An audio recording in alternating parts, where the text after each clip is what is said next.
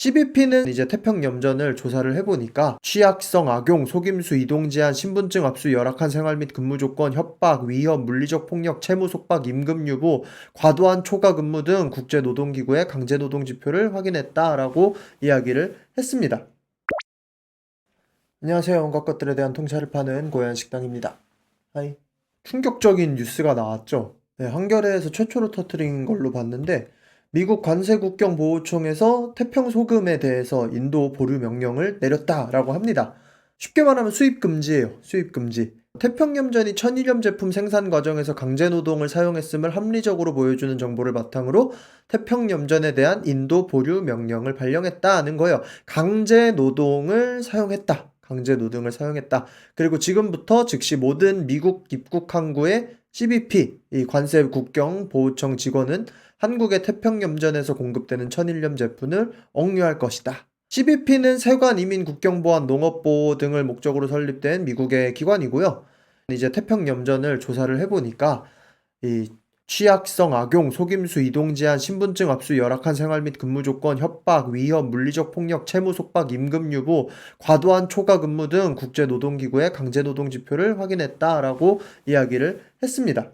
해양수산부는 이에 따라서 당연히 응답을 했죠. 일을 해야겠죠. 해수부의 설명으로는 이번 조치는 2021년 5월에, 그러니까 21년도에 염전 강제노동 사건이 있었고, 그 전에 또 2014년에 사건이 있었는데, 21년 5월 사건 관련해서 우리나라 공익단체에서 2022년 11월에 그 CBP에다가 인도 보류 명령을 청원을 했대요. 여기 태평염전 문제가 이렇게 심각하니까 수입하지 말아주십시오. 문제가 많습니다. 이렇게 얘기를 했는데 2년 5개월 만에 미국 정부가 조치를 내렸다고 합니다. 해양수산부의 말로는 2021년 강제노동 사건 이후로 우리가 잘 협의하고 조치를 했기 때문에 지금 미국에 수출되는 태평염전 생산 천일염 제품들은 모두 강제노동과는 무관하다. 우리가 매년 염전 인력 현황 실태 조사도 하고 노동력 경감 자동화 장비도 지원을 하고 소금산업진흥연구센터도 설립을 하고 이제는 태평염전에 노예는 없습니다. 라고 이야기를 하고 있는 거예요. 이거 OECD 국가 중에 우리나라만 WRO 이거 걸린 건가? 이 쪽팔린 거에 우리나라만 걸린 건가? 라고 찾아봤는데 다행히 우리나라만은 아니에요. 이걸 다행이라고 해야 될지 모르겠는데 자, 어디가 있느냐? 우리의 영원한 친구, 매일 싸우는 형제, 일본. 일본도 OECD 국가 중에 첫 번째로 걸린 적이 있습니다.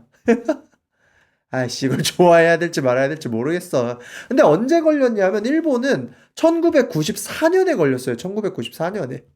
지금 정확한 뉴스 기사랑 자료가 너무 옛날이라서 없어가지고 제가 찾은 걸로만 추측을 해보면 당시 일본 기업이 비디오 게임 등 특정 제품의 생산 과정에서 강제 노동이 사용된 것으로 판단되었대요. 지금 CBP 들어가면 다 나오거든요. 여기서 일본이 한계가 있어요. 비디오 게임 커넥트 플러그 뭐 이런 건데 어디냐?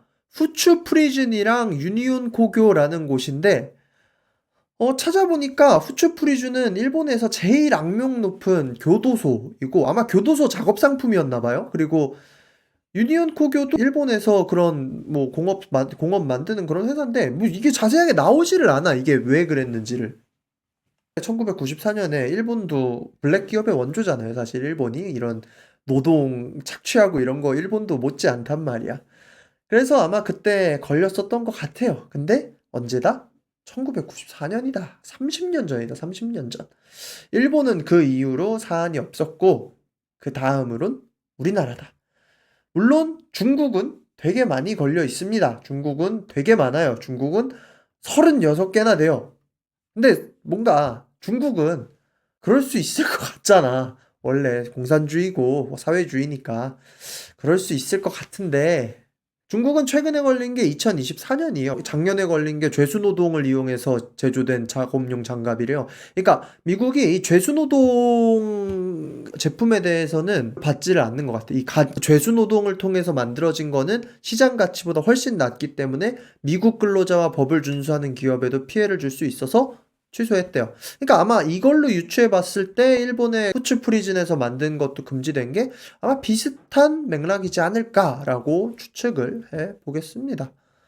해수부에서는 지금은 다 해결된 문제다. 미국에 잘 소명을 해서 인도 보류 명령을 해제하기 위해 신속하게 조치를 취하겠다라고 이야기를 했습니다. 뭐 어떻게 될지는 모르겠어요. 근데 찾아보니까 나무위키에 이런 게 있더라고요. 14년에 터지고 18년에 인간극장 통해서도 좀 이상하게 돌아오고 2021년에 노동착취 사건도 터지고 2023년에 인신매매 방지 등급이 원래 1, 2, 3등급 중에서 1등급이 보통 이제 우리가 생각하는 선진국이고 2등급은 약간은 이루어진다. 3등급은 완전 그런 찐 나라, 북한 막 이런 데들. 근데 우리나라가 뭐 때문인지 정확하게는 알 수 없지만 2002년부터 21년까지 1등급이었다가 2022년에 2등급이었고 2024년부터 다시 1등급으로 올라갔었다. 뭐 그런 일도 있었고 또 2023년에 그런 일이 있었어요. 한 염전에서 구인 공고로 주 7일 근무에 월급 202만 원을 올린 거예요. 사람들이 인터넷에서 이게 되게 화제가 됐었죠. 이거 이미 염전 노예를 뭐 대놓고 구하는 거냐라고 했는데 일단은 이게 조사를 해보니까 그냥 좀 해프닝이었다라고 말은 하지만 조금 껄쩍지근하죠. 왜냐하면 상식적으로 주 7일 근무에 202만 원이라는 조건 자체는 올릴 수가 없는 조건이잖아요. 그리고 올리면 안 되는 조건이고. 그러니까 좀 문제가 있었어요. 계속 이렇게 잡음이 있었어요. 사실 제가 2014년, 15년 그때 섬을 가는 봉사활동을 몇 번 간 적이 있거든요. 그런 거를 했었어요.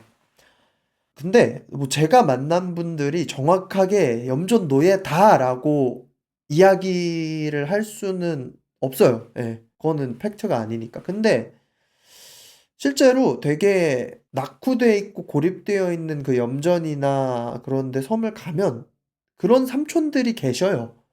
약간 지능이 경계선 좀 모자라 보이시는 듯한 그런 분들이고 정말 거칠게 일하면서 살고 계시는 분들이 있어요. 그때 존재했어요, 분명히.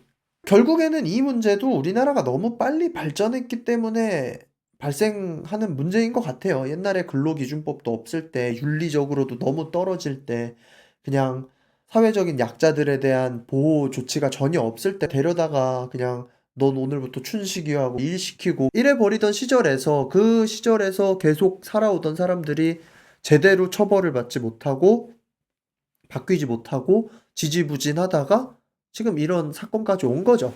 이거를 어느 때쯤에는 정확하게 자르고 정리하고 넘어갔었어야 됐는데 뭐 지역의 지연이나 또 엮여 있는 이권이나 이런 것들이 복잡하게 있으니까 빠르게 정리가 안 된 거죠. 뭐 이번 사태를 통해서 정말 깨끗하게 정리가 되면 좋겠습니다.